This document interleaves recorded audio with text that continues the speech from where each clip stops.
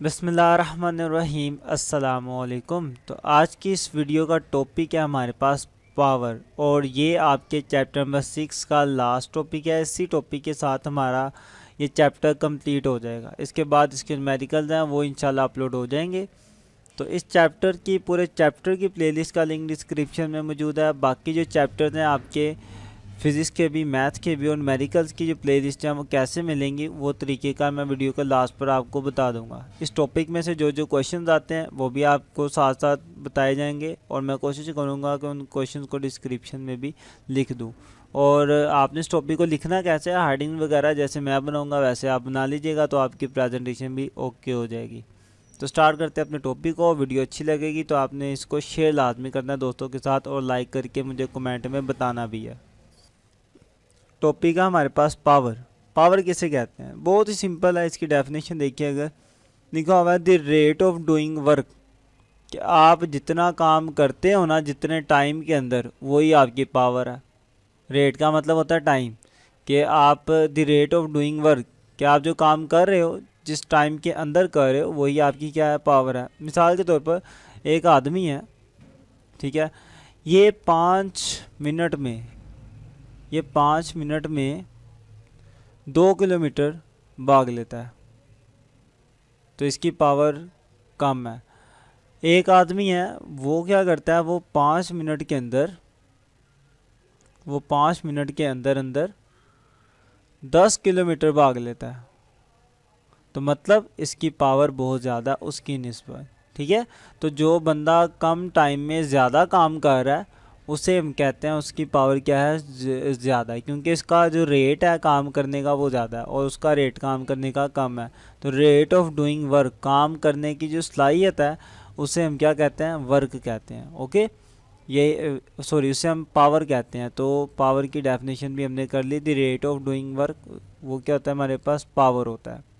मज़ीद देखते हैं, इसको मैथमेटिकली तौर पर लिखा जाए तो वो कुछ इस तरीके से हम लिखेंगे। तो जो हमारी पावर है वो किसके बराबर आएगी, वर्क पर यूनिट टाइम। देखें, वही जो डेफिनेशन में थी बात वही हमने फॉर्मूले में लिख ली, वर्क ओवर टाइम, कि जितने टाइम के अंदर जो वर्क हो रहा है वही हमारी क्या हो जाएगी, पावर हो जाएगी। यहाँ रेट ऑफ, ये जो rate of doing work is called power, ठीक है। तो ये मेरे पास पावर का फॉर्मूला आ गया, को ज़रा इधर कर लें। हाँ, ये हमारे पास इसका मैथमेटिकल फॉर्मूला हो गया। अब बात करते हैं क्वांटिटी की। तो पावर हमारे पास क्या है, एक स्केलर क्वांटिटी है। Power is a scalar quantity, ये बात आपने याद रखनी है। अब यूनिट की बात कर लेते हैं। तो पावर का जो यूनिट है हमारे पास वो वाट है, ठीक है।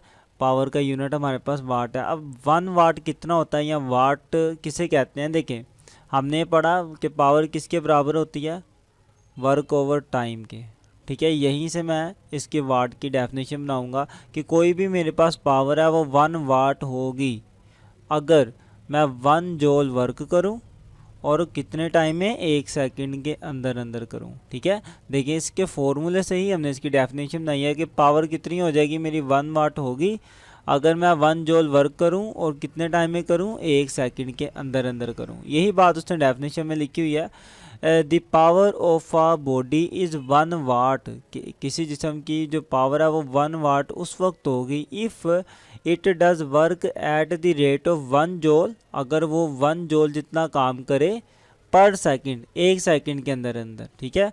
अगर वो 1 जूल काम करे 1 सेकंड के अंदर अंदर तो फिर हम कहेंगे उसकी पावर कितनी है, 1 वाट उसकी पावर है। क्लियर। अब यहाँ पर एक बात याद रखें कि इसका जो यूनिट है हमने क्या पढ़ा था, इसका यूनिट है वाट। इसका एक और भी यूनिट होता है जिसे हम कहते हैं जूल पर सेकंड। तो ये 2 यूनिट है इसके पावर के, दोनों आपने याद रखना है। ये जूल पर सेकंड मैंने कैसे बनाया, ये आपके इस फॉर्मूले से ही बना है। देखें, ये वर्क का यूनिट क्या होता है, जूल, टाइम का यूनिट क्या होता है, सेकंड। तो जब सेकंड ऊपर जाएगा तो ये माइनस हो जाएगा, तो मेरे पास इसका एक नया यूनिट आ गया जूल पर सेकंड, वही मैंने नीचे लिख दिया। क्लियर। तो हम फॉर्मूले की मदद से भी यूनिट बना सकते हैं, वो मैंने बना लिया। अगर आपको फॉर्मूला याद है तो आप इस तरीके से इसका जो यूनिट है वो भी बना सकते हो। तो यहाँ तक हमारा पावर वाला काफ़ी कुछ पढ़ लिया है। यहाँ पे कुछ दो तीन बातें और पढ़नी है हमने, कि जो पावर है हमारा ये छोटा यूनिट है, हम इसके लिए बड़े बड़े यूनिट यूज़ करते हैं, जैसे कि किलोवाट, ठीक है, किलोवाट ये यूज़ करते हैं। किलो की जगह क्या आ जाता है, हम 10 की ताकत 3 यूज़ करते हैं। आपको पता है प्रीफिक्स में 10 की ताकत 3 होता है किलो, और जब आप इसको ओपन करके लिखेंगे तो इसकी जगह 3 जीरो आ जाएंगे, 1000 वाट हो जाएगा।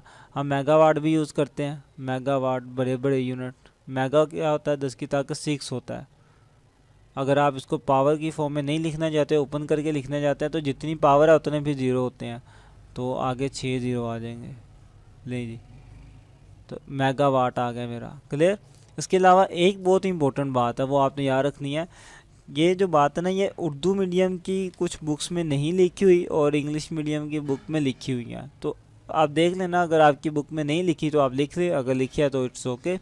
वो ये है कि 1 हॉर्स पावर किसके बराबर होती है, 1 हॉर्स पावर हमारी इक्वल होती है 746 वाट के, ठीक है। तो यहाँ से एक चीज़ आपको ये भी पता चली कि पावर का एक और यूनिट भी है, हॉर्स पावर, ठीक है।